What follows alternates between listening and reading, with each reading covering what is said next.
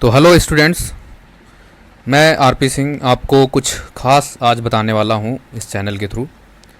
तो दरअसल क्या है, नीट जो है एग्ज़ाम जो होता है वो आपका सब गेम जो है ना रिवीजन का है। उस नीट में इतना ज़्यादा टफ कुछ नहीं पूछा जाता, बस आपकी रिवीजन पे वो नीट चाहता है कि आप कितना फोकस करते हैं, आप रिवीजन पे कितना, आप कितनी बार उस चीज़ को पढ़ते हैं। जिसकी वजह से 4 ऑप्शंस भी बनाते हैं तो बिल्कुल करीब करीब आंसर बना दिए जाते हैं, जिसमें बच्चों को कन्फ्यूजन होती है, फिर वो गलत करके आते हैं। ठीक है ना। तो हमने आज पहले दिन से ही तैयारी के, समझ लो आज पहले दिन से ही एक नई सीरीज़ निकाली है जिसका नाम है ताबड़तोड़ ताबड़तोड़ PYQ सीरीज़। ठीक है, ताबड़तोड़ PYQ सीरीज़ हमने नाम रखा है इसका। इस सीरीज़ के थ्रू आप क्या सीखने को मिलेगा आपको कि भाई हर एक चीज़ का रिवीजन कितना और किस तरह से किया जाए, जिसकी वजह से आपका सिलेक्शन हो। देखो, सिलेक्शन जो होता है ना वो रिवीजन की वजह से होता है, और ख़ासकर फिज़िक्स, केमिस्ट्री और बायो, तीनों ही सब्जेक्ट में आपको जितनी बार रिवाइज करते हैं उतना ही आपको कॉन्फिडेंस बिल्डअप होता है। फिजिक्स तो बिल्कुल बच्चे नहीं करते, इसीलिए इस सीरीज़ के थ्रू मैं आपको एक ही चीज़ पे जोर डालूंगा ताकि आप रिवीजन ज़्यादा से ज़्यादा करें। कम क्वेश्चंस भले ही करें, लेकिन उन क्वेश्चंस को आप इतनी बार प्रैक्टिस करें ना कि वो आपके गलत नहीं होने चाहिए पेपर में। तो इस सीरीज़ का यही एक मोटिव है। तो स्टार्ट करते हैं हम आज से PYQ ताबड़तोड़ सीरीज़। तो इलेक्ट्रोस्टैटिक का एक हमारे पास क्वेश्चन है जो नीट 19 में आया है, 2019 में। तो इस सवाल को हम करते हैं सॉल्व। ठीक है, तो सवाल में क्या कह रहा है पढ़ लेते हैं एक बारी। 2 पॉइंट चार्ज हैं, एक A है और एक B है। तो बना लेते हैं 2 पॉइंट चार्ज, एक A और एक पॉइंट चार्ज आ गया B। 2 पॉइंट चार्ज हैं, इनको एक सेपरेट डिस्टेंस पे रखा गया है, और पहले वाले पे चार्ज दिया हुआ है +Q, दूसरे वाले पे -Q दिया हुआ है। तो ये चार्ज दिए हुए हैं, ठीक है, सर्टेन डिस्टेंस पे रखा है। तो इससे कह रहे हैं कि मिलता है इनको कितना है, फोर्स F मिलता है। ठीक है, तो यहाँ से इनको फोर्स मिला F, मैंने लिख दिया यहाँ पे। फोर्स कितना आएगा, Q और माइनस का साइन बाहर डाल दिया, R²। पहला फोर्स आ गया। अब दूसरा क्या कह रहा है कंडीशन, ठीक है, दूसरा वाले को देख लेते हैं। दूसरे कंडीशन में ये बोल रहा है कि एक A जो चार्ज है वो 25% अपना चार्ज B को दे देता है। ठीक है ना, तो भाई A लिख दिया मैंने और यहाँ पे B लिख दिया। अब ये अपना 25% चार्ज इसको दे देगा। अच्छा, ये देखो कितने का था, प्लस का था। अगर ये अपना 25% देता है तो 25/100 इंटू Q लिख दूंगा, तो ये आ जाता है Q/4। तो अपना चार्ज कितना इसको दे रहा है, Q/4 दे रहा है। अगर ये B को Q/4 देगा तो इसका तो माइनस का था, तो यहाँ पे एक ऐड हो जाएगा अपना Q/4। अच्छा, इसने कम किया है तो इससे हम क्या कर लेंगे, Q/4 माइनस कर लेंगे, और ये R डिस्टेंस पे रखा है।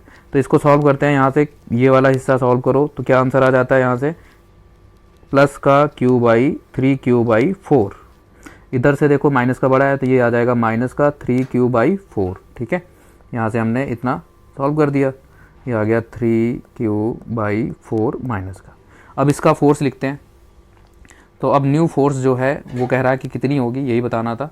तो इसका हमने लिखा, यहाँ पे आया -K, Q कितना है यहाँ पे 3। यहाँ पे अगली लाइन पे लिख लेते हैं डिवाइड करके दोनों को।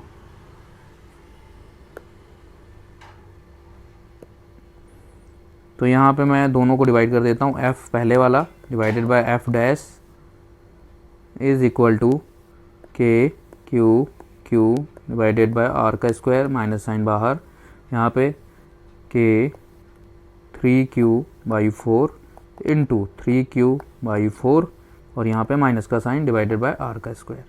अब हम इन दोनों को सॉल्व करते हैं तो आंसर हमारा जो मिलता है, यहाँ से देखो K से K उड़ गया, Q का कट गया स्क्वायर, 3 3 जा 9, 4 4 जा 16, R² उड़ गया। तो ये आपका आंसर आया नीचे 9/16 और ऊपर है 1। अब हम उल्टा भेज देंगे इधर उधर, तो F डैश की वैल्यू निकालनी है। तो ऊपर गया 16/9, तो क्रॉस में भेजेंगे तो फिर आ जाएगा आपका F dash is equal to 16/9। अगली लाइन में आंसर आपका है 9F डिवाइडेड बाय, ये ऊपर चला जाएगा और नीचे आ जाएगा 16। Answer is this, F dash is equal to 9F/16। तो देखते हैं ऑप्शन कौन सा है। तो हमारा जो ऑप्शन यहाँ पे नज़र आ रहा है ऑप्शन नंबर C है। तो आंसर आपका कौन सा जाएगा, C। 2017 में आया हुआ सवाल, तो इसके बारे में समझते हैं क्या कहना क्या चाहता है सवाल। कह रहा है suppose the charge of A proton and electron differ slightly.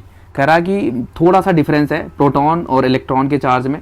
तो इलेक्ट्रॉन एक का चार्ज दिया हुआ है -E और दूसरे का चार्ज दिया हुआ है E प्लस डेल्टा ई, ठीक है। यानी कि ये वाला आपका इलेक्ट्रॉन का चार्ज है, ये आपका प्रोटॉन का चार्ज है।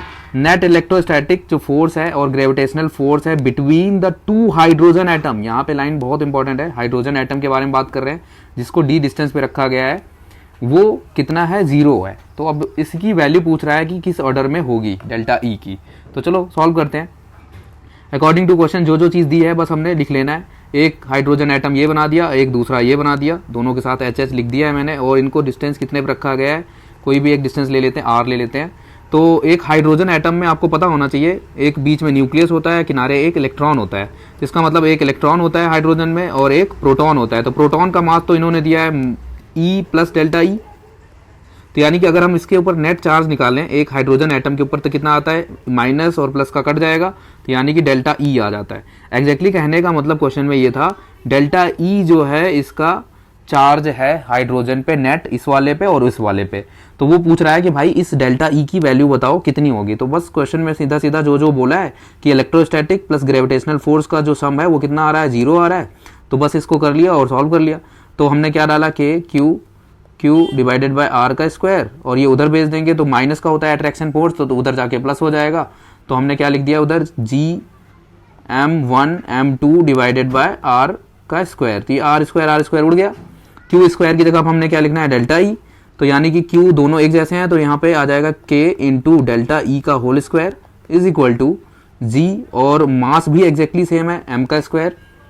तो के इंटू डेल्टा ई का square is equal to G into M की वैल्यू भी दी है यहाँ पे, देखो मास ऑफ हाइड्रोजन दिया हुआ है 1.67 इंटू 10 की पावर 1.67 इंटू 10 की पावर -27 kg। और डेल्टा ई की वैल्यू निकालनी है, तो ये वाला ऐसे रखा फार्मूले में, जी इंटू यहाँ पे डेल्टा जी इंटू एम की वैल्यू है होल स्क्वायर में, यहाँ पे स्क्वायर लगाना भूल गया था क्योंकि एम था, तो एम स्क्वायर था यहाँ पे 1.67 इंटू 10 की पावर 27 का होल स्क्वायर, और ये स्क्वायर का इधर मैंने रूट लगा दिया और के भी नीचे शिफ्ट कर दिया एक ही लाइन में, तो ये नीचे आ गया ऐसे। तो डेल्टा ई की वैल्यू हमें निकालना है पावर में, किस पावर में आएगा तो देख लेते हैं फटाफट। अब देखो एक ये स्क्वायर इसका काट सकते हैं रूट के साथ, तो वो बाहर आ जाएगा, तो उसकी पावर तो सीधा 27 बाहर आ जाएगी। इधर लिख देते हैं 10 की पावर -27, क्योंकि हमें पावर से लेना देना है, बाकी कुछ नहीं। तो जी की वैल्यू कितनी है, 1.667 इंटू 10 की पावर -11, और के की वैल्यू कितनी होती है, 9 इंटू 10 की पावर 9। अच्छा ये पावर ऊपर जाएगा तो 20 हो जाएगा इसके साथ ऐड होके, अगली लाइन में लिख लेते हैं। बाकी इसकी भी एक वैल्यू जो है 1.67 वाली, उसका स्क्वायर अंदर ही रखा है, उसको बाहर नहीं किया है। तो डेल्टा ई की वैल्यू जो आई आपकी यहाँ पे देखो, ये ऐड होके ऊपर 20 हो गया था, तो 10 की पावर 20 अगर रूट में है, 10 की पावर -20 इंटू 6.67, और यहाँ पे लिख दिया इंटू 1.67 का होल स्क्वायर, और साथ में बाहर हमने लिखा था 10 की पावर -27। अब देखो नीचे 9 भी है, इस वाली चीज़ को हम बाहर ले जाएंगे तो 10 की पावर कितना आ जाएगा, 10 माइनस का, तो यानी 10 की पावर -10 इंटू 10 की पावर -27, और बाकी ब्रैकेट में जो भी चीज़ है मैंने ऐसे कॉमा लगा के लिख दिया, उसको पूछा ही नहीं है।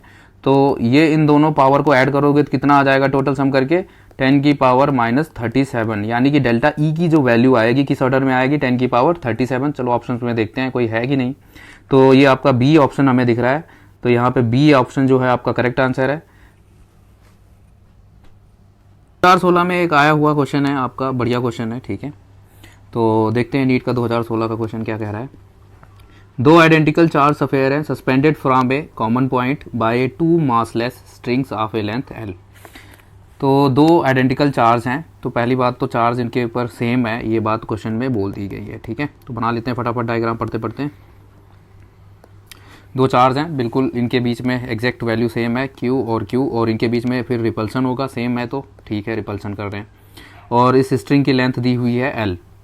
अगला क्या लिखा है, इनिशियली ये दोनों डिस्टेंस कितने बीच में, इनके बीच का गैप जो है वो कितना दिया हुआ है, वो D दिया हुआ है, ओके। अगला क्या लिखा हुआ है कि charge begin to leak from both the sphere at constant rate. ये कह रहा है चार्ज लीक होना स्टार्ट हो गया, भाई लीक हो रहा है दोनों में से। अब सोचो अगर चार्ज कम होता जाएगा तो इसका रिपल्सन फोर्स कम होगा, जिसकी वजह से ये धीरे धीरे धीरे धीरे धीरे एक कंडीशन बनेगी, पास आते जाएंगे, ओके पास आता जाएगा, ठीक है। तो कुछ डिस्टेंस पे आ जाएगा नए वाले डी डैश। ओके, अगले बार में क्या लिखा है, एज ए रिजल्ट सरफेस जो है अप्रोच ईच अदर, हाँ बिल्कुल एक दूसरे की तरफ आएंगे, वी वेलोसिटी से आएगा।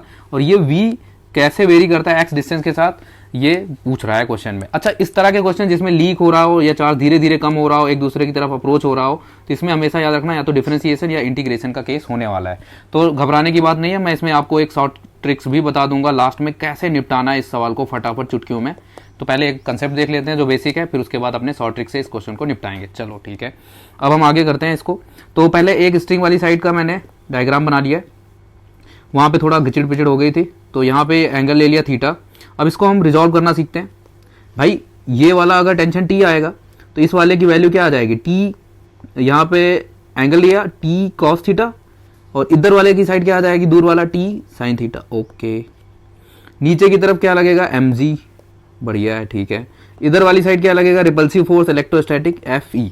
अब हम टी साइन थीटा और टी कॉस थीटा को डिवाइड कर देंगे। ऐसा क्यों, टी साइन थीटा ऊपर रखेंगे तो टेन थीटा मिल जाएगा, तो T sine theta divided by T cos theta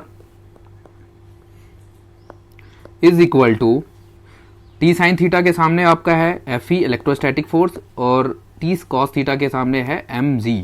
तो ये टी से टी उड़ गया, साइन और कॉस बन गया tan theta is equal to F E electrostatic force है, इसको हम फटाफट लिख लेते हैं। तो इलेक्ट्रोस्टैटिक फोर्स जो आएगा अपना वो लिख दिया है के q Q divided by x का स्क्वायर, इसके बीच का एक्स डिस्टेंस ले लेते हैं, ठीक है, उन दोनों के बीच का डिस्टेंस को हम एक्स ले लेते हैं, जो वेरी करने वाला नया है, इसको हमने एक्स ले लिया है, ठीक है। यहाँ पे एक्स लिख दिया फटाफट, एक्स का स्क्वायर, और नीचे है एम जी, तो एम जी फिर से यहीं पे आ जाएगा उठ के तीसरी टर्म, तो ये एक डब्बा बन गया अपने पास, ठीक है। अब एक हिंट दिया था क्वेश्चन में, यहाँ पे बहुत इंपॉर्टेंट हिंट था कि भाई कि डी जो है ना बहुत छोटा है एल के कंपेरिजन में, तो यानी कि डी जो है बहुत छोटा है एल के कंपेरिजन में। ये हिंट यही कहना चाहता है कि आप थीटा ले सकते हो, टेन को, टेन हटा सकते हो, टेन थीटा को आप सीधा सीधा क्या लिख सकते हो, थीटा। तो ये बात हिंट हो गई, तो फिर हमने ये लिख दिया के क्यू क्यू का स्क्वायर डिवाइडेड बाय एक्स का स्क्वायर और एम जी, ठीक है। अच्छा, अब एक और देखते हैं हमारे क्वेश्चन में, जो हमने एक ट्राइंगल बनाया, ये वाला हिस्सा देखो, यहाँ से एक ट्राइंगल बनाऊंगा ऐसे, ये वाला हिस्सा, अगर ये थीटा एंगल है तो इस वाले एंगल को मैंने बनाया यहाँ पे थीटा, ये है अपना एल, यहाँ पे ये वाला डिस्टेंस अपना है, अपना हमने जो लिया है लेट किया है एक्स, तो ये आधा आ जाएगा एक्स बाई टू। तो इससे हम क्या निकाल सकते हैं, साइन थीटा की value, sine theta is equal to theta, क्योंकि ये भी छोटा ही है, is equal to perpendicular upon hypotenuse, perpendicular is x by two, और ये साथ में एल आ गया, तो थीटा की वैल्यू ये आ गई। यहाँ पे हम डाल देते हैं फटाफट, तो हमारे पास जो बना ये कितना बनेगा, x by twice of l is equal to के क्यू का स्क्वायर अपॉन एक्स का स्क्वायर, तो ये ऊपर भेज दिया एक्स का स्क्वायर, तो यहाँ पे एक्स पहले से था, एक्स का क्यूब हो जाएगा, तो यहीं पे मैं ठीक कर लेता हूँ इसको, और यहाँ पे लिख दिया मैंने एक्स का क्यूब, और यहाँ पे आ गया एम जी। अब जो चीज़ कांस्टेंट है उनको हटाना है फटाफट, यहाँ से ये हटा दिया, प्रोपोर्शनल किसके हो गया, x cube is proportional to q का स्क्वायर, एक तो चार्ज वेरी कर रहा था और एक डिस्टेंस, तो अब हम क्या करेंगे, वेरी कर रहा है तो डिफरेंशिएट, पहले तो इसको सिंप्लीफाई कर लो, एक्स का स्क्वायर इधर भेज, क्यू का स्क्वायर इधर भेज दिया, तो ये बन गया 3/2, और यहाँ प्रोपोर्शनल हो गया क्यू।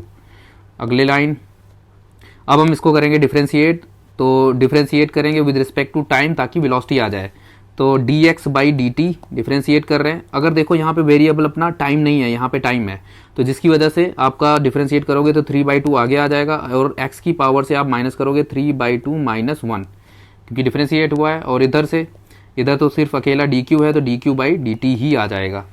तो ये वाली चीज़ सॉल्व की, तो अपना आ गया सॉल्व करके 3/2, x की पावर आ गई 1/2 प्लस की, ठीक है, प्लस की 1/2, और साथ में dx बाई डी टी कितना आ गया, v बोलते हैं उसको, वेलोसिटी बोलते हैं, और proportional to dq by d t. Question में बोला है कि हमें वेलोसिटी और x के बीच का रिलेशन बताओ, तो बाकी सब तो हटा देते हैं, तो v is inversely proportional to आ जाएगा, ये नीचे चला जाएगा, और x की पावर आ जाएगी 1/2, तो हमने क्या ऊपर लेके जाना है, तो ये आ गया अपना x की पावर -1/2, तो ये आपका आंसर है। देख लेते हैं कौन सा है फटाफट, ये आपका पहला आंसर आ रहा है। अब हम एक शॉर्टकट सीखते हैं इसमें, ठीक है, फटाफट एक शॉर्टकट सीखते हैं, शॉर्ट ट्रिक से आपको जल्दी से जल्दी निपट जाएगा। तो शॉर्ट ट्रिक्स देख लेते हैं धड़ाधड़, शॉर्ट ट्रिक, ठीक है। शॉर्ट ट्रिक क्या कहती है भाई कि ये आपके नीट में सवाल आया, तो इसका मतलब वो आपसे क्या कहना चाहता है कि आप बेसिक कितना जानते हो उसको आप अप्लाई करो और आंसर कर लो फटाफट, तो वही हम करने जा रहे हैं। यहाँ पे वही कंडीशन जैसा दिया है वो लिख दिया। भाई दो चार्ज है, रिपल्सन फोर्स है इसके बीच में, रिपल्सन फोर्स है, ठीक है। तो रिपल्सन फोर्स क्या होती है हम वो लिखते हैं, रिपल्सन फोर्स इज के Q1 Q2, एक सेकेंड, हाँ ये बिट गया। रिपल्सन फोर्स अपनी आ गई के क्यू क्यू, और क्यू क्यू तो है स्क्वायर हो जाएगा ये, डिवाइडेड बाय एक्स का square is equal to mass into acceleration लिख सकते हैं फोर्स, और मास इंटू एक्सलेशन, मास वैसे रहा, एक्सलेशन हम हटा देंगे इस वाली इक्वेशन से, इनिशियली रेस्ट पे था तो जीरो आ गया, प्लस 2a एक्स, एक्स की वैल्यू यहाँ पे a की वैल्यू कितनी आ जाएगी, v square upon twice of x is equal to a, यहाँ पे वैल्यू डाल दी मैंने, v square upon twice of x, और देखो ये x से एक x उड़ गया, तो यानी कि अगली लाइन लिखते हैं के क्यू का स्क्वायर डिवाइडेड बाय एक्स, और यहाँ पे आ गया एम वी का स्क्वायर, और नीचे है 2। अब प्रोपोर्शनल किसके किसके देखना है, बस हमें x और इसके बीच में, तो बस फटाफट देख लेते हैं। तो आ गया 1/x is proportional to v का स्क्वायर, वेलोसिटी किसके प्रोपोर्शनल होगी, इधर जाके रूट लग जाएगा, root x is equal to v proportional. फिर अगले लाइन में हम क्या लिख देंगे, ऊपर भेज देंगे इसको, तो x की पावर -1/2, और ये प्रोपोर्शनल टू v, ये आपका करेक्ट आंसर है। फिर से देख लो, आपका देखो कितना चुटकियों में आंसर आ जाता है।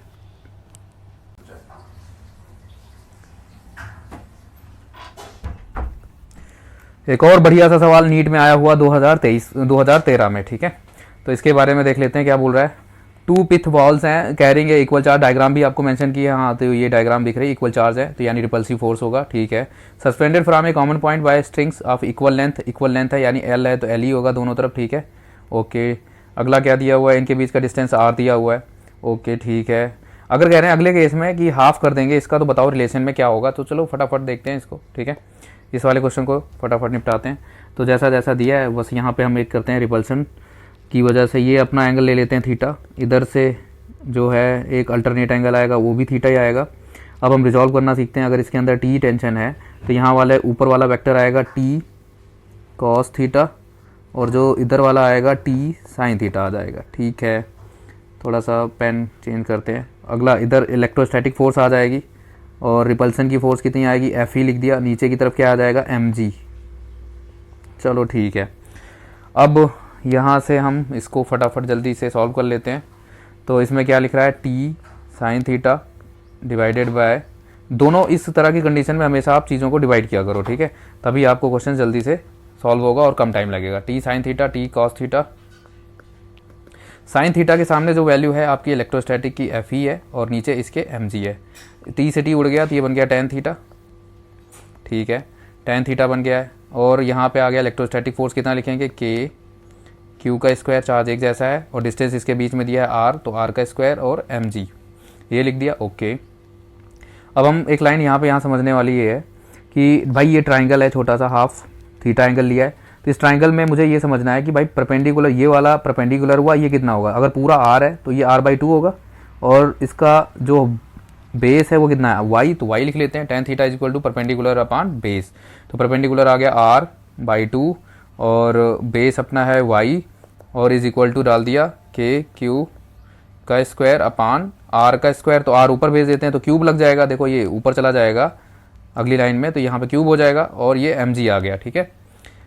अब ये चीज़ बन गई। अब हमें क्या क्या क्वेश्चन में बोला है कि r का रिलेशन निकालो और y का, तो y इधर चला जाएगा ऊपर, तो डायरेक्टली प्रोपोर्शनल है, यानी कि r और ये डायरेक्टली प्रोपोर्शनल है।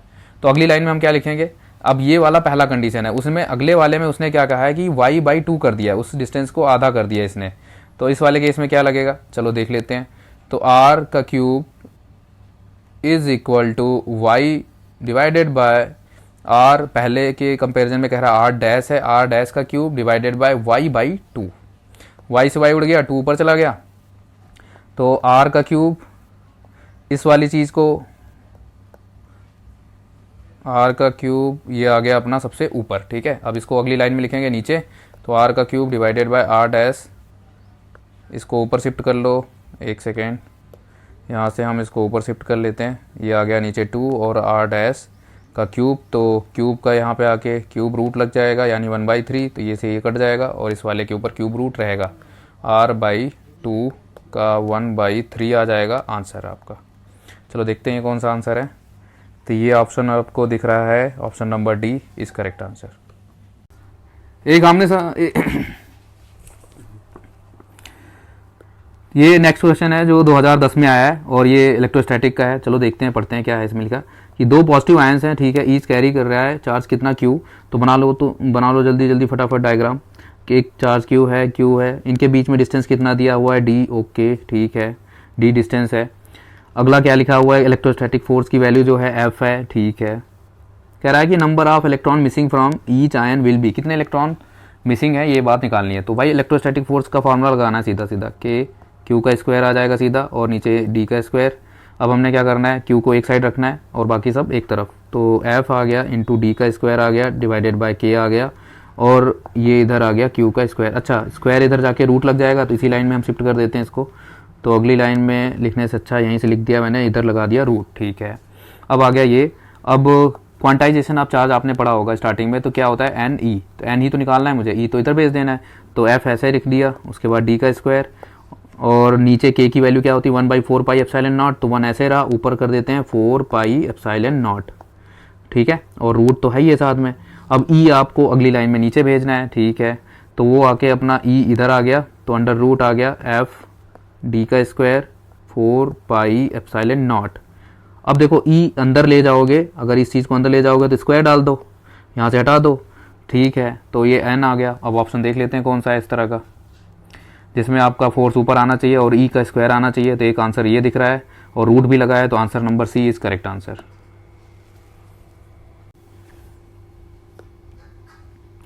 एक और अगला सवाल जो आपका 1999 में आया है, तो देख लेते हैं क्या कह रहा है। When air is replaced by A dielectric medium के उसका मीडियम है, कांस्टेंट है, उससे अगर रिप्लेस करते हो तो मैक्सिमम फोर्स ऑफ अट्रैक्शन क्या हो जाता है। भाई फोर्स जो होता है ना वो डाइलेक्ट्रिक मीडियम की वजह से क्या हो जाता है, डिक्रीज हो जाता है। तो यानी कि इनवर्स का रिलेशन है डाइलेक्ट्रिक के साथ, तो हम क्या लिखेंगे, फोर्स जो है के टाइम्स क्या हो जाएगा, डिक्रीज हो जाएगा न्यू वाला फोर्स।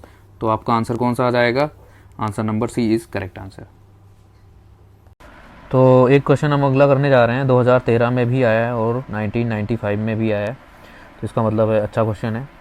एक चार्ज है Q is placed at the centre of the line joining two equal charges, मतलब दो चार्ज रखे हुए हैं Q1 और ये Q ये भी है, दोनों इक्वल चार्ज हैं। इन दोनों के बीच में कोई लाइन ज्वाइन है यानी डिस्टेंस है, मान लो हम कैपिटल D ले लेते हैं या D ले लेते हैं, सिंपल सा नॉर्मल सा। और एक तीसरा चार्ज रखा गया है इनके बीच में, सेंटर पे लिखा है एट द सेंटर, तो इसका मतलब हम कितना डिस्टेंस ले लेंगे, D/2 पे बैलेंस पॉइंट है उसका, और वो चार्ज कितना है, स्मॉल q रख दिया गया है, ठीक है, यहाँ पे रख दिया गया है। फिर उसके बाद पूछ रहा है the system of the 3 charge will be in equilibrium if q is equal to, q कितना वैल्यू हो जिसकी वजह से सिस्टम जो है इक्विलिब्रियम पे हो जाए। तो हम देखते हैं कैसे कर सकते हैं। तो हमने क्या करना है, नेट फोर्स क्या होना चाहिए सिस्टम की वजह से, फिर 0 हो जाना चाहिए, यानी एक F इज इक्वल टू 0। मैंने क्या लिखा, इसके ऊपर मान लो इस वाले चार्ज ने फोर्स लगाया इधर, रिपल्सन फोर्स, अब इस वाले चार्ज ने इसके ऊपर कितना फोर्स लगाया इधर, तो दो पेयर बनाने हमने, दो सेट बना देने।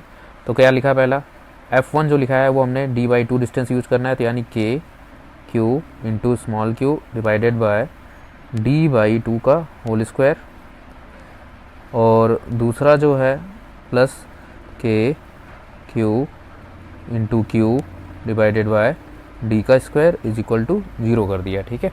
अब हम अगली लाइन सॉल्व करते हैं इसकी, तो उधर भेजेंगे, दूसरी साइड नेगेटिव हो जाएगा, तो यानी कि K Q small q upon D का स्क्वायर, ऊपर 4 लिख देता हूँ, is equal to minus K Q का स्क्वायर आ जाएगा अपॉन D का स्क्वायर। देखो K से K उड़ जाएगा और यहाँ से एक Q उड़ा देते हैं, तो एक उड़ा दिया, एक बचा, और D से D स्क्वायर उड़ा दिया, D स्क्वायर उड़ गया, Q इज इक्वल टू आ गया अपना माइनस Q डिवाइडेड बाय 4। तो ये आपका आंसर है। तो देखते हैं कौन सा आंसर है, तो पहला ही आंसर है, तो ये आपका सोल्यूशन इस क्वेश्चन का जो है स्टार्ट करने जा रहे हैं। तो नेक्स्ट क्वेश्चन क्या है तो उसके बारे में सुन लेते हैं, ठीक है। ये क्वेश्चन आया है आपके 1988 में। क्या कह रहा है, पॉइंट चार्ज है 4q minus q 4q are kept on the x axis, distance दिया हुआ है एक 0 पे, a पर, और ट्वाइस ऑफ a, पढ़ते जाओ और लिखते जाओ। ये एक्स एक्सिस आ गई, ये बना दिया मैंने, यहाँ पे अपना 0 0 कोऑर्डिनेट होगा, यहाँ पे चार्ज रखा है प्लस 4q, इसके बाद a डिस्टेंस पे जाके, यानी a डिस्टेंस पहुँच गए तो यहाँ पे रखा हुआ है माइनस q, ओके फिर यहाँ पे एक और चार्ज है, यहाँ पे सेंटर से डिस्टेंस हो गया ट्वाइस हाफ है, ये रखा हुआ है 4q फिर से। तो अब क्या कह रहा है कि आपको स्टेटमेंट नीचे दी गई हैं, आगे इसको पढ़कर बताना है। देखो सिंपल सी बात है, अभी तो ये सिस्टम इक्विलिब्रियम पे है, लेकिन अगर हम इसको डिस्टर्ब कर दें तो ये क्या करेगा, इस तरफ अगर शिफ्ट करते हैं तो ये इधर ही भागता हुआ चला जाएगा, या इस तरफ शिफ्ट कर दें तो इधर ही भाग जाएगा। क्यों? क्योंकि दोनों अट्रैक्ट कर रहे हैं ना। अगर यहाँ पे है तो बैलेंस फोर्स लग रही है, जिसकी वजह से ना इधर जा रहा है ना इस तरफ जाएगा, मतलब इक्विलिब्रियम पे है, तो ये बोल सकते हैं। लेकिन अगर हम जैसे डिस्टर्ब करें तो ये क्या हो जाएगा, एक ही तरफ भाग जाएगा। तो इस कंडीशन को क्या बोलते हैं हम, अनस्टेबल इक्विलिब्रियम। देखो जैसे एक बॉल है, अगर मैं इसको धक्का मारूं तो ये नीचे की तरफ लुढ़क जाएगी, तो वापस थोड़ी आएगी। तो जब अगर वापस नहीं आ सकती तो इस कंडीशन को हम क्या बोलते हैं, अनस्टेबल इक्विलिब्रियम। तो यानी इस क्वेश्चन में आपको पहचानना था कि कौन सा टाइप का इक्विलिब्रियम है, तो ये अनस्टेबल इक्विलिब्रियम है। तो ये आपका ऑप्शन एक ही है। कोई भी चार्ज इसमें डिस्प्लेस करते हो तो वापस अपनी जगह पे नहीं आएगा, तो इसीलिए हम आंसर कौन सा करेंगे, आंसर नंबर सी। कुछ बच्चे सोचते हैं कि सर लास्ट वाला डी वाला आंसर क्यों नहीं कर सकते हम, तो इसमें कंडीशन दिया है कि none of the charge in equilibrium, यानी कि इसमें कह रहा है कोई भी चार्ज इक्विलिब्रियम पे नहीं है। हम ऐसी बात नहीं सोच सकते। क्यों? क्या पता वो इन्फिनिटी वाला कोई चार्ज हो या कोई ऐसा इधर उधर चार्ज हो जिसकी वजह से वो बैलेंस कर रहा हो इसको, जिसकी वजह से वो हो जाए। तो इसीलिए आंसर हम डी नहीं, आंसर सी करेंगे। अपना नीट 2018 का पढ़ते हैं। क्या है कि on electron falls from the rest through a vertical distance h, vertical distance से इलेक्ट्रॉन कोई गिर रहा है in a uniform vertically upward electric field की तरफ। ठीक है, अब वो डायग्राम बनाते हैं फटाफट। एक इलेक्ट्रॉन है वर्टिकली ऊपर की तरफ, यानी इलेक्ट्रिक फील्ड है, कितनी हाइट गिरता है वो, h हाइट गिर जाता है। ठीक है, तो इसका मतलब है ये इलेक्ट्रॉन है यानी नेगेटिवली चार्ज, तो फोर्स नीचे की तरफ लगेगा। तो यहाँ से हम क्या लगाएंगे concept, mass into acceleration is equal to force क्या होगा, इलेक्ट्रिक फोर्स QE, और एक्सलेशन कितना आ जाएगा यहाँ पे, QE डिवाइडेड बाय मास। ये अपना आ गया एक्सलेशन ऑफ इलेक्ट्रॉन, और यहाँ पे लिख देंगे मास ऑफ इलेक्ट्रॉन। तो ये आ गया पहला केस। फिर अगला केस बोल रहा है कि the direction of the electric field is now reverse, उल्टा कर दिया जाए, keeping its magnitude is same, a proton is allowed to fall. अब की बार प्रोटॉन को गिरने दे रहा है। ठीक है, और डायरेक्शन ऑफ इलेक्ट्रिक फील्ड भी नीचे की तरफ कर दिया, उल्टा कर दिया, और मैग्नीट्यूड को सेम रखा। तो प्रोटॉन हमने बना दिया, तो प्रोटॉन के ऊपर नीचे की तरफ ही फोर्स लगेगा, जिसकी वजह से उसका acceleration mass of proton into a is equal to QE आ जाएगा। एक्सलेशन इसका आ जाएगा QE divided by MP, mass of proton. ये दो इक्वेशनें हमें मिल गई हैं। ठीक है भाई, बढ़िया है। अब हम अगला क्या करना है इसमें, ये भी देख लेते हैं, निकालना क्या है। The time of fall of electron निकालना है in comparison to the time of the fall of proton. Proton और इलेक्ट्रॉन के टाइम के कंपेरिजन को बताना है, कितना और किसका ज़्यादा या कम होगा। तो इक्वेशन ऑफ मोशन यूज करते हैं, S is equal to initially 0 पे था प्लस हाफ AT का स्क्वायर। ठीक है, तो यानी कि S मतलब सबके लिए, दोनों के लिए कॉमन है, h हाइट, h लिख दिया, ये ऊपर भेज दिया मैंने ट्वाइस, और नीचे भेज दिया एक्सलेशन, अंडर रूट लगा दिया, T आ गया। अब एक बात यहाँ पे वैल्यू और डाल देते हैं पहले, 2h डिवाइडेड बाय एक्सलेशन कितना आ रहा है QE, जो कि दोनों के केस में चार्ज तो सेम ही है, ये तो कांस्टेंट रहेगा, और मास ऊपर चला जाएगा, मास तो अंडर रूट में T। ठीक है, बहुत बढ़िया। अब बाकी सब चीज़ें कांस्टेंट है, ये सारी चीज़ें कांस्टेंट है, तो अंडर रूट M के प्रोपोर्शनल हो गया टाइम। अब हम क्या बोल सकते हैं कि मास ऑफ इलेक्ट्रॉन तो भाई बहुत कम होता है और मास ऑफ प्रोटॉन बहुत ज़्यादा होता है। इसका मतलब कि प्रोटॉन का जो टाइम पीरियड है वो ज़्यादा होगा, प्रोटॉन का टाइम पीरियड क्या होगा, ज़्यादा, इसका टाइम पीरियड क्या होगा, ज़्यादा, और इलेक्ट्रॉन का क्या होगा, कम। तो यानी कि ऑप्शन क्या होना चाहिए कि प्रोटॉन का ज़्यादा टाइम पीरियड लगेगा, time period of proton is greater than as compare to time period of electron. तो आंसर देख लेते हैं। तो इसमें पता चलता है कि the time of the fall of the electron in comparison to the time of the fall of proton. तो कौन सा आंसर आ जाएगा, यानी कि स्मॉलर वाला, क्योंकि कम होगा भाई उसका, क्योंकि मास कम है। अगला क्वेश्चन ये 2018 में नीट का आया हुआ क्वेश्चन है। ए toy car with charge Q, एक कार बना लेते हैं छोटी सी, पहले छोटी सी एक कार बना दिया। ठीक है, इसके ऊपर चार्ज कितना है, Q है। ठीक है, moves on a frictionless horizontal plane surface under the influence of a uniform electric field E, यानी एक इलेक्ट्रिक फील्ड के इन्फ्लुएंस में ये मूव कर रहा है। ठीक है, इस तरह से इलेक्ट्रिक फील्ड लगा लिया, आप चाहे तो दूसरी तरफ मांग सकते हैं। ठीक है, जिस तरफ आप इलेक्ट्रिक फील्ड मानेंगे, इसका मतलब वो हिंट देने का मतलब था कि इसी तरफ फोर्स लगेगी। तो due to the force QE, बिल्कुल सही है। Its velocity increases from 0 to 6 in 1 second. बहुत इंपॉर्टेंट लाइन है कि 1 सेकेंड में उसने कितना गेन कर लिया, 6। तो यानी कि एक्सलेशन यहाँ से पता चल जाएगा, V is equal to U plus AT। तो इनिशियली रेस्ट पे था, तो यानी कि इनिशियल और ये टाइम से नीचे 1 से डिवाइड किया तो एक्सलेशन इज़ 6 मीटर पर सेकेंड का स्क्वायर एक्सलेशन आ जाएगा। ठीक है, at that instant the direction of the electric field is reverse, उल्टा कर दिया गया। जब इसकी 6 मीटर पर सेकेंड स्पीड हो गई, उसकी डायरेक्शन को उल्टा कर दिया। The car continues to move for 2 more seconds under the influence of this field. अब इसी फील्ड की वजह से 2 सेकेंड के लिए वो अपोजिट डायरेक्शन में मूव करेगा, क्योंकि इलेक्ट्रिक फील्ड भी अपोजिट डायरेक्शन में कर दी गई है। जैसे मान लो कार यहाँ पे पहुँच गई थी, अब ये इलेक्ट्रिक फील्ड की डायरेक्शन उल्टी कर दी और टाइम यहाँ पे इसको मिल गया है 2 सेकेंड, और पहले वाले केस में टाइम मिल गया था 1 सेकेंड। ठीक है, तो भाई ये 2 सेकेंड इधर मिला है। तो अब एक बात समझने वाली है, सिंपल सा कंसेप्ट है। जैसे मान लो अगर इसको जीरो करना पड़ेगा, पहले तो रिवर्स में जैसे इसकी वेलोसिटी 6 थी इस तरफ, 1 सेकेंड में ये जीरो करेगा, एक्सलेशन की जगह अब रिटार्डेशन लगेगा इसके ऊपर, तो ये यहाँ तक आते आते इसकी जीरो हो जाएगी, फिर 1 सेकेंड में इसकी 6 फिर से गेन हो जाएगी। तो देखा जाए तो 6 मीटर पर सेकेंड अब अपोजिट डायरेक्शन में आ जाएगी। ठीक है, अब आगे क्या कह रहा है क्वेश्चन में कि average velocity and average speed of the toy car between 0.3 से लेके इतने सेकेंड्स के बीच में बताना है, यानी स्पीड और वेलोसिटी का गेम है।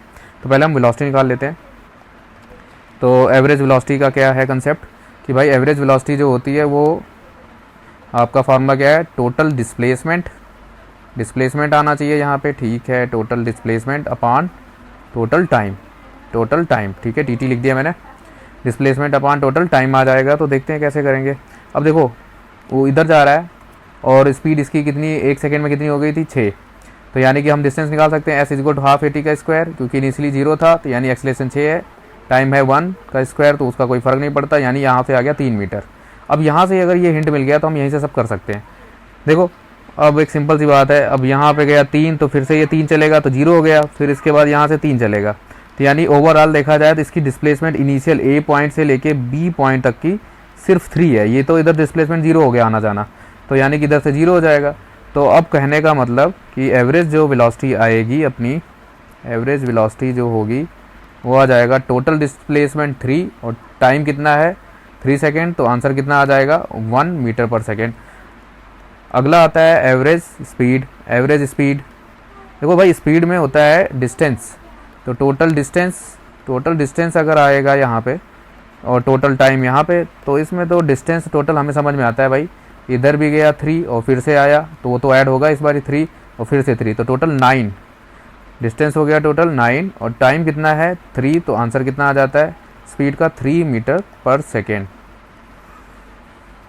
तो ऑप्शन देखते हैं कौन सा है, तो ऑप्शन अपना जो है B answer is correct answer है। अपना नेक्स्ट क्वेश्चन है जो 1998 में आया है क्वेश्चन, बढ़िया क्वेश्चन है, चलो देखते हैं क्या है। तो बोल क्या रहा है इसमें कह रहा है क्वेश्चन में कि a particle of a mass m charge q placed at rest, ठीक है, in a uniform electric field E में। तो सिंपल सी बात है, एक चार्ज बना लो और उसका मास m है और इसके ऊपर चार्ज जो है वो क्या है q है, तो मास भी लिख दिया और चार्ज भी लिख दिया। फिर उसके बाद इलेक्ट्रिक फील्ड लगा दी गई, okay, electric field uniform E लगा दी गई, ठीक है। Then released the kinetic energy attained by the particle after moving distance y distance जब चलेगा तो फिर कितना काइनेटिक एनर्जी गेन करेगा ये बताना है। सिंपल सा फोर्स पहले लगा हुआ formula Q into E is equal to mass into acceleration, okay. तो यहाँ से हमारे पास आ गया एक्सलेशन, आपके पास ये एक्सलेशन आ गया QE डिवाइडेड बाय m। अब हम आगे क्या करेंगे, एक्सलेशन आ गया तो इक्वेशन ऑफ मोशन यूज करो, v² इनिशियली रेस्ट पे था 0 प्लस ट्वाइस इंटू a और कितना डिस्टेंस चलता है y, ठीक है।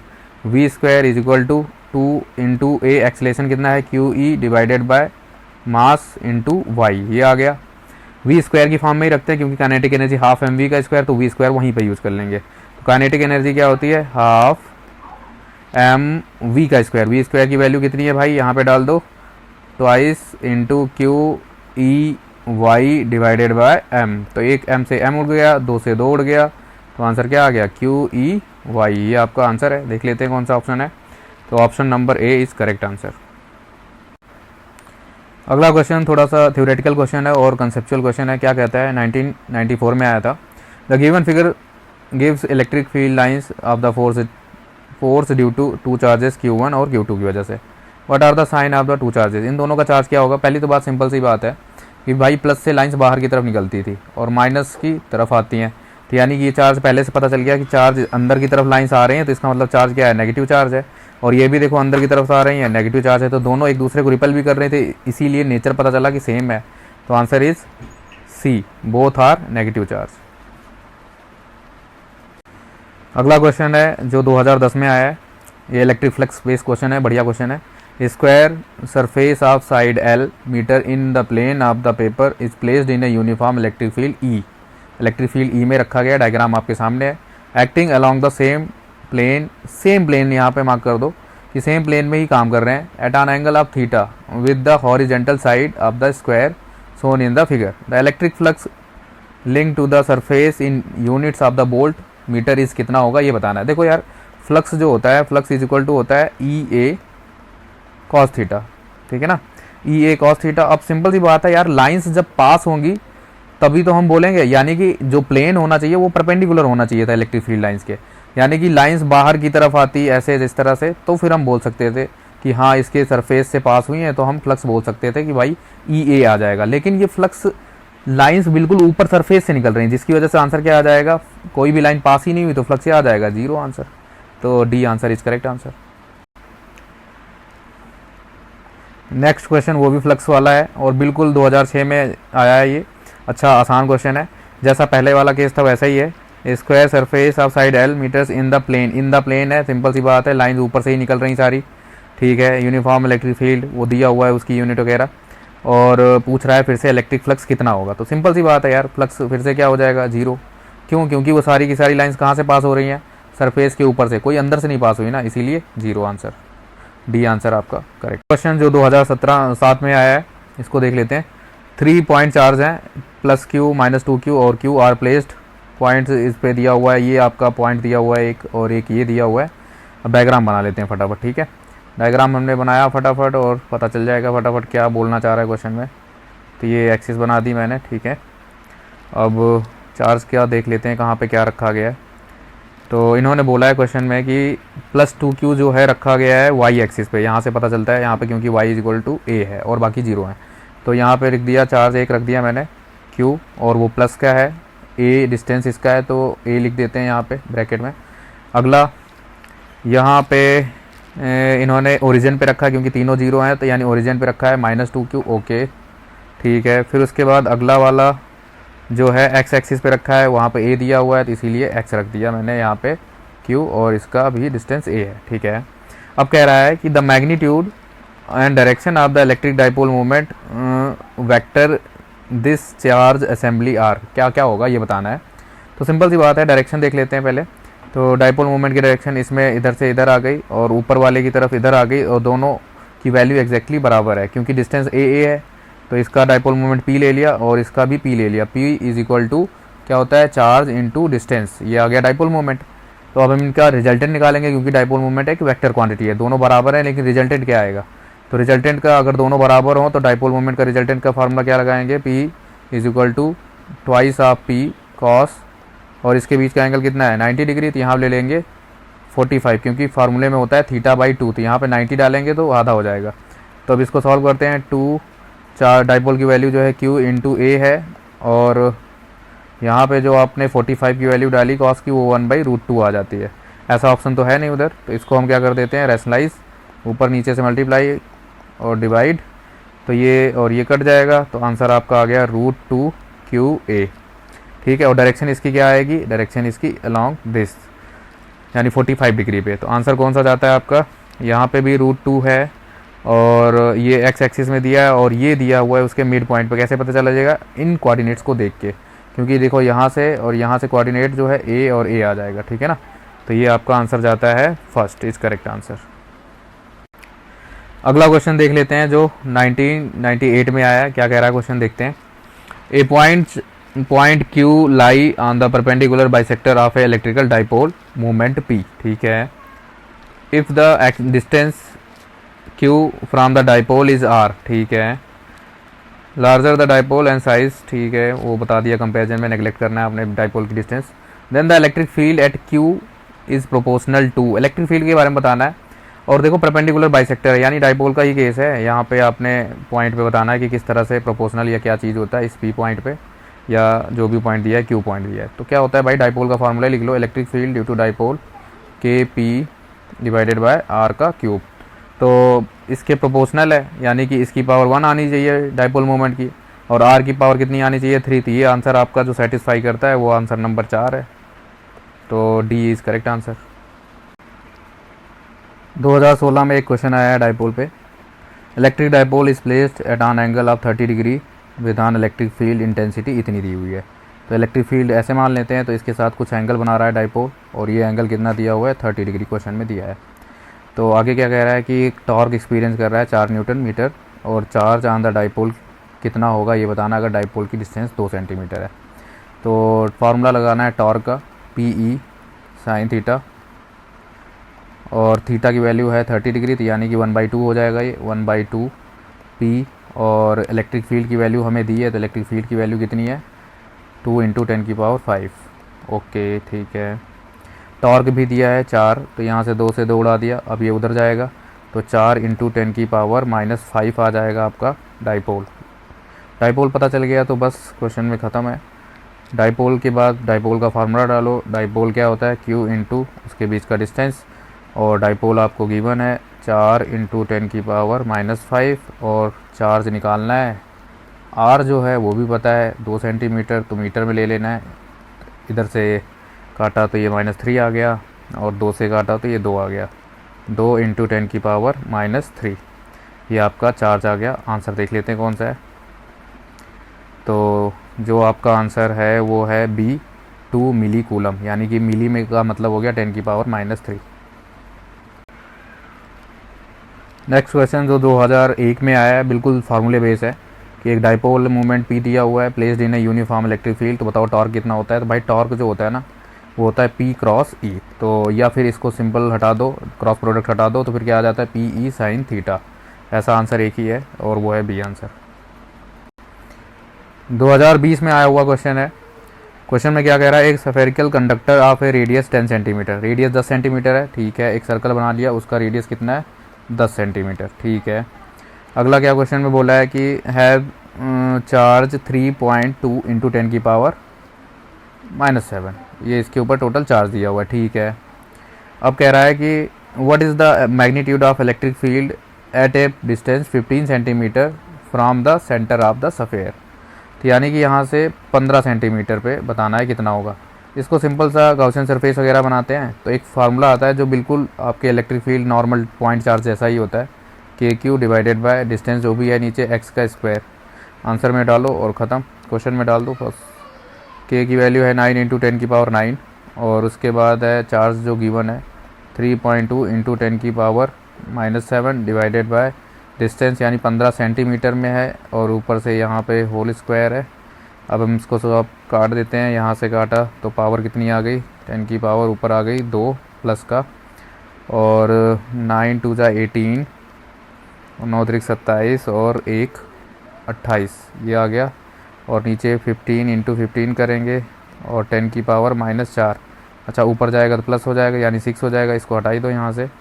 अब यहाँ से और काटते हैं, इसको काट देते हैं, 15 × 1 = और तकरीबन 8 आ जाएगा। फिर इससे काट दो इसको, तो अगर मैं इसको 18 कर दूं और ऊपर 10 की पावर 5 कर दूं तो ईजी कट जाएगा ये, तो 1 पॉइंट समथिंग आ जाएगा, 1 पॉइंट इसके करीब, और इंटू 10 की पावर 5। अब आगे ज़्यादा सॉल्व करने की ज़रूरत नहीं, देख लो पावर ऐसा कुछ।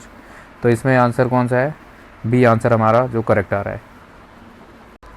अगला क्वेश्चन जो 2022 में आया है, बिल्कुल सिंपल सा क्वेश्चन है कि चार्जेस रखे हुए हैं, फिर उसके बाद क्या बोला है कि place at a distance L as shown in the figure, the magnitude of the electric field intensity as distance R पे बताना है कि कहाँ पे कितना होगा R डिस्टेंस पे इलेक्ट्रिक फील्ड।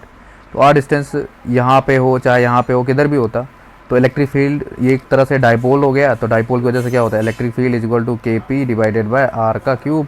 तो यानी कि किसके इन्वर्सली प्रोपोर्शनल होगा, R का क्यूब, यानी बी इज़ करेक्ट आंसर। अगला क्वेश्चन जो 2021 में आया है, polar molecules are the molecules, polar होते हैं जिनके पास डाइपोल हो, वो भी कौन सा डाइपोल, परमानेंट डाइपोल। तो आंसर कौन सा चला जाएगा, having a permanent electric dipole, यानी answer number A is correct answer. 2008 में आया हुआ क्वेश्चन है एक, इसको समझते हैं क्या है। A thin conducting ring of a radius R given a charge +Q, ठीक है। The electric field at the centre O of the ring due to the charge on the part A K B of the ring is E है। इस वाले हिस्से की वजह से जो है ई इन्होंने इलेक्ट्रिक फील्ड दी है। अगर प्लस चार्ज है, देखो सब जगह प्लस चार्ज है, plus charge plus charge plus charge, तो इसकी डायरेक्शन किधर आ जाएगी, इधर, ठीक है। अगला क्या कह रहा है, the electric field at the centre due to the charge on the A C D B, यानी इधर वाले हिस्से की वजह से कितना होगा, क्या होगा, ये बताना है। तो देखो बहुत सिंपल सी बात है यार, ये भी प्लस है तो ये प्लस वाला इधर रिपल करेगा, ये वाला इधर करेगा, तो ये तो कैंसिल आउट हो जाएंगे। अगर ये नीचे इलेक्ट्रिक फील्ड ई है, इस वाले हिस्से की वजह से तो इधर आएगी ई, ठीक है ना। यानी कि ये भी कितनी इलेक्ट्रिक फील्ड आएगी, ई, और along the direction of okay. तो आंसर क्या आ जाएगा, D is correct answer. Question जो 2000 में आया है, electric field at the centre O of a semi circle of a radius A दिया हुआ है, having linear charge density lambda, इतने वाले हिस्से की वजह से कितना आएगा ये बताना है हमें, ठीक है। तो देखो यार, एक फार्मूला हमने सीखा है आर्क की वजह से, नहीं सीखा है तो आप जाकर एक बारी रिवीजन वीडियो ज़रूर देखें, उसमें से पता चल जाएगा। तो क्या फार्मूला है, 2k लैम्डा डिवाइडेड बाय, नीचे रेडियस है तो रेडियस यहाँ पे a है, और साइन थीटा बाई 2, तो यहाँ पे एंगल कितना आ जाएगा 180 डिग्री, तो इसका आधा कितना आ जाएगा 90 डिग्री, तो इसकी वैल्यू कितनी हो जाएगी 1। तो आपका आंसर आ जाता है 2k lambda divided bye a। अब k की फॉर्म में तो है नहीं, तो इसको कन्वर्ट कर लेते हैं, तो यानी 2 और k की वैल्यू होती है 4 पाई एप्सिलॉन नॉट अपान में करके, और ऊपर आ गया लैम्डा, और नीचे क्या है फिर a डिस्टेंस, यहाँ से 2 से इसको काट दो तो ये आंसर आ जाता है lambda divided by 2 pi epsilon naught a। तो answer number C is correct answer. अगला क्वेश्चन है जो 2022 में आया है, इसके बारे में हम समझते हैं क्या क्वेश्चन में क्या पूछा गया है। What is the flux through a cube of side a at a if a point charge q at one of its corner. अगर कॉर्नर पे रख दिया जाएगा तो भाई साहब एक याद रखना है, कॉर्नर पे शेयरिंग ऑफ एटम कितना होता है, यानी कि Q/8, यानी चार्ज की भी शेयरिंग Q/8 हो जाएगी। तो आंसर कितना आ जाएगा, flux is equal to total charge यानी Q/8 एप्सिलॉन नॉट। तो answer is B correct answer. अगला क्वेश्चन है हमारा 2011 में क्वेश्चन आया है ये, a charge Q is enclosed by a Gaussian spherical surface of radius r, ठीक है। If the radius is doubled then the outward electric flux क्या होगा। भाई अगर एक चार्ज अंदर पैक्ड हो गया तो चाहे जितना बड़ा रेडियस बढ़ा लो आप, उसमें कुछ भी नहीं बढ़ना है, वो रिमेन क्या रहेगा, सेम। 2007 में एक क्वेश्चन आया, इसके बारे में पढ़ते हैं क्या है। ए हॉलो सिलेंडर है चार्ज Q कूलम, ठीक है, within it phi is the electric flux in units of the volt metre associated with the curve surface B, ठीक है। कर्व सरफेस के साथ फ्लक्स फाई दिया हुआ है, with the plane surface A के साथ आपने निकालना है। अच्छा, ये दोनों एक जैसे सरफेस हैं तो इनका फ्लक्स एक ही जैसा होगा, तो इन दोनों को आपने ऐड कर लेना है, फाई 1 फाई 2, ठीक है। फाई 1 फाई 2 लेट कर लिया और अब क्वेश्चन निकाल लेते हैं फटाफट। तो नेट फ्लक्स क्या होगा इसमें, टोटल चार्ज Q है तो भाई net flux is equal to Q/एप्सिलॉन not. फिर उसके बाद अगली लाइन में जो हमने लिखना है कि फ्लक्स कितने की वजह से, 3 सरफेस हैं तो तीनों की वजह से लिख दिया 1 2 और तीसरी वाले को 3 मान लिया, is equal to Q/एप्सिलॉन naught. Okay, ये 1 वाली मैंने बोला था और एक 2 वाली, ये जो A और C वाली सरफेस है ये बराबर हैं तो इसको मैं लिख लेता हूँ एक ही जैसा, यानी ट्वाइस ऑफ Q1 लिख लेता हूँ, ठीक है। Q3 की वैल्यू दी है उन्होंने phi is equal to Q/एप्सिलॉन naught. तो अब आंसर कितना आ जाएगा इसका, 2Q1 is equal to Q/एप्सिलॉन naught minus phi. अब ये 2 उधर चला जाएगा तो फ्लक्स कितना आ जाएगा इसकी वजह से, 1/2 Q/एप्सिलॉन नॉट माइनस फाई। ये आपका आंसर आ गया। इस तरह का देख लो ऑप्शन कौन सा है, तो option number D is correct answer. 2003 में एक आया हुआ क्वेश्चन है, a charge Q located at the centre of the cube, ठीक है। क्यूब के सेंटर में एक चार्ज Q लोकेट कर रहा है, द फ्लक्स यानी कि एनी फेज से कितना आएगा ये बताना है। तो फ्लक्स टोटल कितना आ जाएगा, Q/एप्सिलॉन नॉट। पर फेस यानी ईच फेज से कितना आएगा, Q/6, क्योंकि टोटल फेज कितने होते हैं 6, तो उसके अकॉर्डिंग ये आ जाएगा। अब इस तरह का आंसर देख लो, देखो इधर कन्फ्यूजन में आंसर दिया है इन्होंने, सिंपल सा ये और ये कट जाएगा तो यही एक आंसर जो है आपका मैच कर जाता है, यानी B is correct answer. Next question जो 2001 में आया है, a charge Q microcoulomb is placed at the centre of the cube. Centre of the cube में कितना चार्ज रखा है, Q माइक्रोकूलम, ठीक है। अगला क्या रहा है कि the flux coming out from each face, हर एक फेस से कितना फ्लक्स बाहर आ रहा है ये बताना है। तो फ्लक्स यानी टोटल चार्ज कितना है, Q/एप्सिलॉन नॉट। माइक्रो में है तो 10⁻⁻6 से मल्टीप्लाई कर लो, और पर फेस यानी ईच फेस से कितना आ रहा है, तो ईच फेस के अकॉर्डिंग कितना आ जाएगा, यानी कि सीधा 6 से डिवाइड, और ये आपका आंसर। तो इस तरह का आंसर देख लो कौन सा है, तो option number A is correct answer. 2000 में आया हुआ एक सवाल है, a charge Q is situated at the corner of the cube, ठीक है, the flux passed through all the 6 phase से कितना हो रहा है ये बताना है। तो सिंपल सी बात है, इसके बारे में बात करें तो क्यू बाई 8 शेयरिंग होगी एप्सिलॉन नॉट, तो इतना ही तो फ्लक्स, हर एक फ्लक्स जो उसमें फेस है उससे निकलेगा बाहर। तो answer is B is correct answer. अगला क्वेश्चन है जो 1996 में आया है, a point charge plus Q is placed at the centre of the cube, ठीक है, सेंटर ऑफ द क्यूब में एक चार्ज रखा है क्यू, साइड जिसकी एल है, the electric flux emerging from the cube कितना आ जाएगा भाई, total charge divided by epsilon not, ये आपका करेक्ट आंसर है, तो यानी D is correct answer. Question जो आपका 2019 में आया है, इस क्वेश्चन में क्या कह रहा है, a hollow metal sphere of a radius, metal sphere है, ठीक है, रेडियस आर है, तो मेटल सफ़ेयर के अंदर तो इलेक्ट्रिक फील्ड क्या होती है, जीरो, इलेक्ट्रिक फील्ड से रिलेटेड बात कर रहा है, तो इलेक्ट्रिक फील्ड अंदर क्या होगी, जीरो, ठीक है।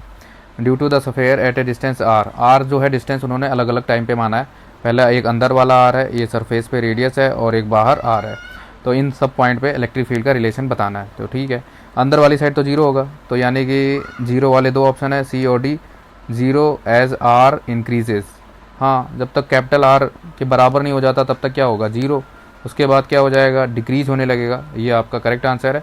इसका एक ग्राफ भी आता था जो सफ़ेयर की वजह से बताता था, मेटेलिक सफ़ेयर की वजह से, कि ग्राफ कुछ इस तरह से यहाँ से स्टार्ट होता है और इस तरह से डिक्लाइन होता है इलेक्ट्रिक फील्ड वर्सेस डिस्टेंस के बीच में। अगला क्वेश्चन जो 2019 में आया है, two parallel infinite line charge with linear charge density lambda और माइनस लैम्डा दिया हुआ है, are placed at a distance 2r in a free space, तो दो लाइन है इस तरह से इनफाइनाइट है, ठीक है, इनफाइनाइट ले लिया, ओके, एक के ऊपर चार्ज दिया हुआ है प्लस लैम्डा का और एक के ऊपर माइनस लैम्डा का, तो इनके बीच का डिस्टेंस जो है 2r है, ठीक है।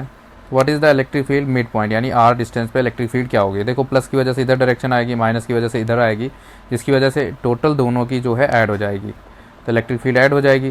तो इनफाइनाइट लेंथ ऑफ वायर की वजह से इलेक्ट्रिक फील्ड कितनी होती है कि लैम्डा और साइन थीटा 1 थीटा 2 दोनों 90 होंगे, तो उसकी वजह से वैल्यू 2 आ जाएगी और नीचे आ जाएगा आपका a, तो ये आपका इलेक्ट्रिक फील्ड आता है।